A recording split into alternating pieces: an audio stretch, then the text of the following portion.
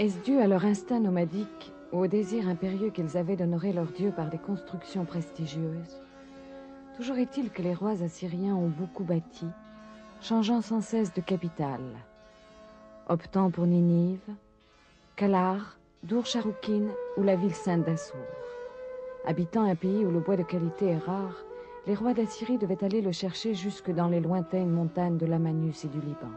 Les cyprès même, les cèdres du Liban se réjouissent de ta chute. Depuis que tu es tombé, personne ne monte pour nous abattre.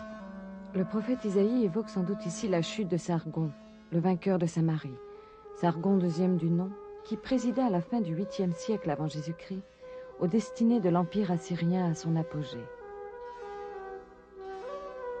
Ces campagnes militaires ont été décrites aussi bien par le ciseau du sculpteur sur les murs de son palais.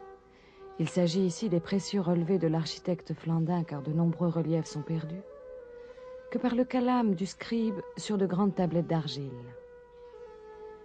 Celle-ci évoque la 8e campagne de Sargon, dirigée contre l'Urartu, le puissant voisin du nord, au cours de laquelle fut pillé le temple de Mutsatsir. C'est au retour de cette campagne que Sargon décida de fonder une nouvelle capitale et de bâtir un prestigieux palais, achevé en 7 ans, décoré de peintures, de briques émaillées de couleurs et surtout d'innombrables bas-reliefs de pierre.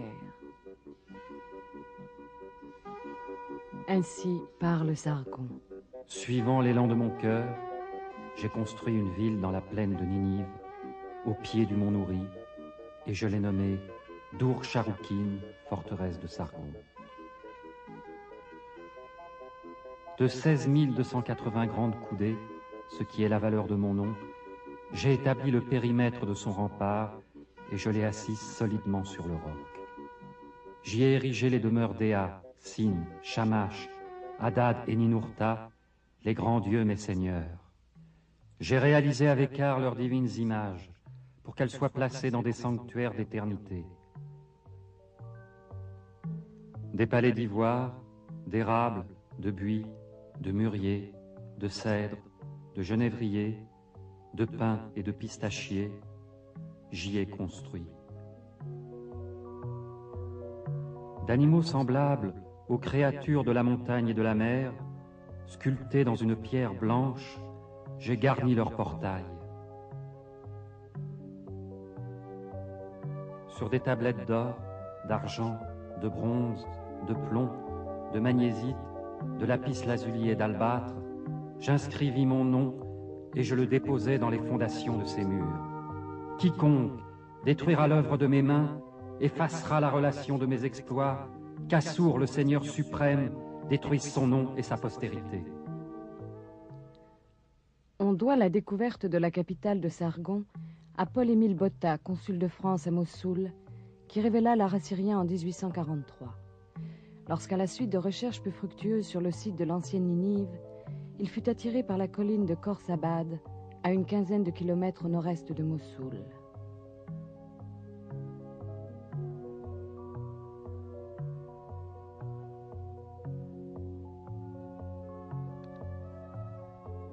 Cette fois, la chance lui sourit. Il réussit alors à faire parvenir à Paris une sélection des reliefs relevés par le dessinateur Flandin.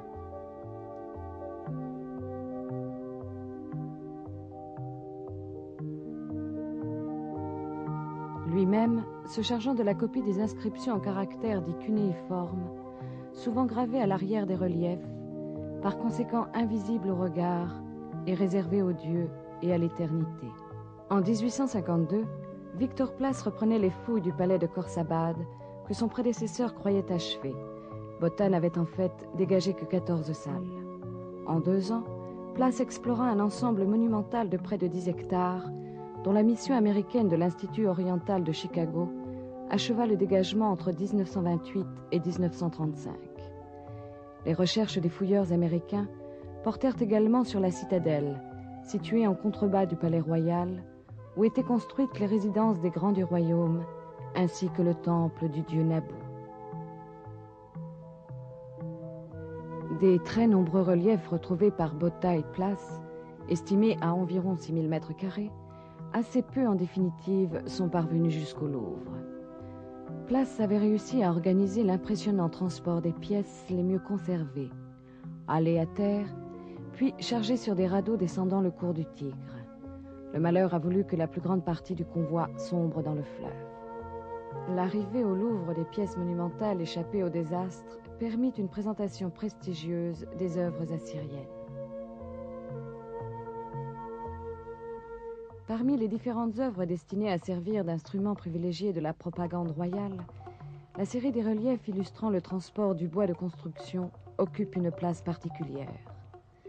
Elle devait constituer à l'origine un tableau narratif d'une grande ampleur, haut de 3 mètres sur une longueur atteignant sans doute une douzaine de mètres. L'incertitude subsiste toujours quant à l'extension maximale de cette composition, car toutes les dalles ont été retrouvées à terre en de multiples fragments très dégradés. Le long du mur nord-ouest de la cour d'honneur du palais, cette façade était percée d'un portail qui s'ouvrait sur un long couloir, dont le décor sculpté nous a été en partie conservé avec le défilé des tributaires Mèdes, grands éleveurs de chevaux, portant les maquettes des forteresses rendues au roi d'Assyrie à la suite de leur défaite. Ce sont également des tributaires, mais vraisemblablement d'origine anatolienne, sans doute des Phrygiens, qui étaient représentés plus grands que nature sur la partie gauche de la façade donnant sur la cour. Ils défilent vers la droite, conduits par un officier assyrien vers le roi, qui accueille, en les saluant de la main droite, les grands dignitaires du royaume. De l'autre côté du portail, le sens est inversé. Le mouvement s'effectue de la droite vers la gauche, et c'est le récit du transport du bois qui remplace ici l'habituel cortège des tributaires. On comprend ainsi l'originalité de cette composition et l'importance qu'elle devait revêtir aux yeux du roi, dont la salle du trône n'était pas très éloignée. La scène, du moins dans l'état où elle nous est parvenue, débute par un relief en méplat, malheureusement très restauré, où des hommes vêtus d'une courte tunique, conventionnellement représentés sur 4 rangs superposés, sont occupés à traîner des troncs depuis la montagne, évoqués dans l'iconographie du Proche-Orient ancien, à l'aide d'imbrications en forme d'écailles.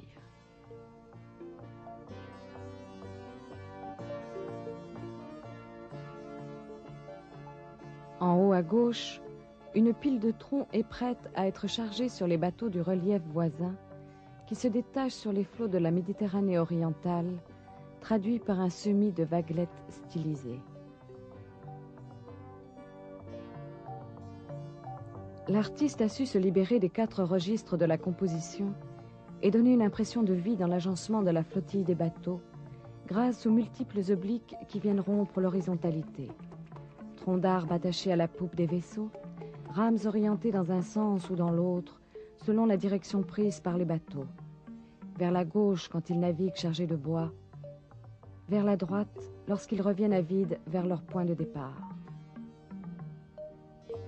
Dans le haut du tableau, 2 citadelles, aux remparts munis de tours crénelées, sont généralement identifiées avec les cités phéniciennes de Tyr et d'Arvad. Leur voyage achevé, les bateaux accostent le long d'une plage où s'opère le déchargement des troncs. Sur le dernier relief, à gauche, malheureusement fragmentaire, la scène inverse de la première montre les troncs allés sur la grève par des groupes d'hommes peinant sous le poids.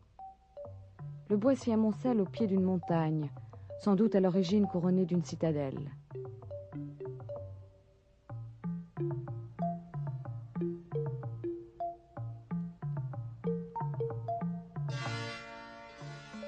La mer, qui constitue le tableau central de ce triptyque, fourmille de créatures réelles ou mythiques, bien observées ou maladroitement rendues, qui accentuent le caractère vivant de l'œuvre.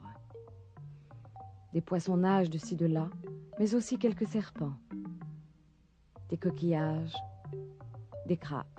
D'autres animaux paraissent quelque peu déplacés et témoignent du manque d'expérience de l'artiste assyrien dans la représentation du milieu marin. Certaines créatures sont, dans un tel contexte, encore plus étranges. Elles appartiennent au monde mythique. Ainsi, le taureau ailé, à tête humaine, le lamassou, gardien traditionnel des portes des monuments assyriens, symbole de stabilité et de force bénéfique.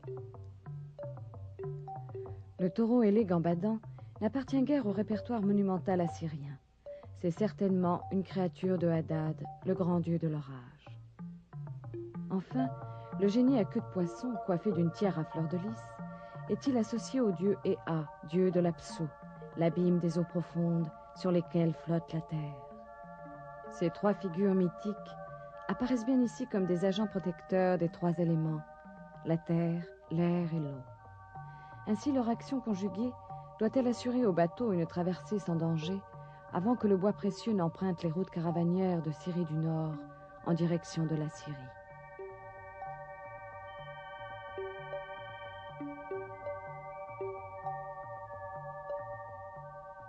Cette grande composition sculptée est bien destinée à souligner la mainmise de Sargon sur le trafic maritime de la Méditerranée orientale, de Chypre à l'ouest, aux côtes phéniciennes à l'est et à celles de Cilicie au nord.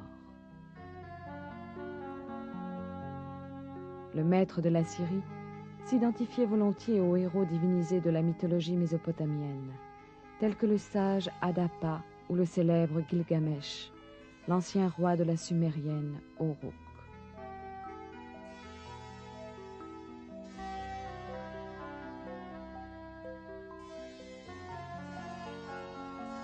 L'art assyrien, dans son gigantisme et parfois sa cruauté, traduisait le besoin vital d'un pays aux dimensions somme toute modestes, condamné à dominer sans relâche ses voisins, à mater sans cesse leur révolte, s'il ne voulait pas disparaître lui-même. C'est pourtant ce qui advint en 612, lorsque Ninive tomba sous les coups des Mèdes, venus des montagnes iraniennes. La Syrie disparaissait à jamais de la carte politique du Proche-Orient.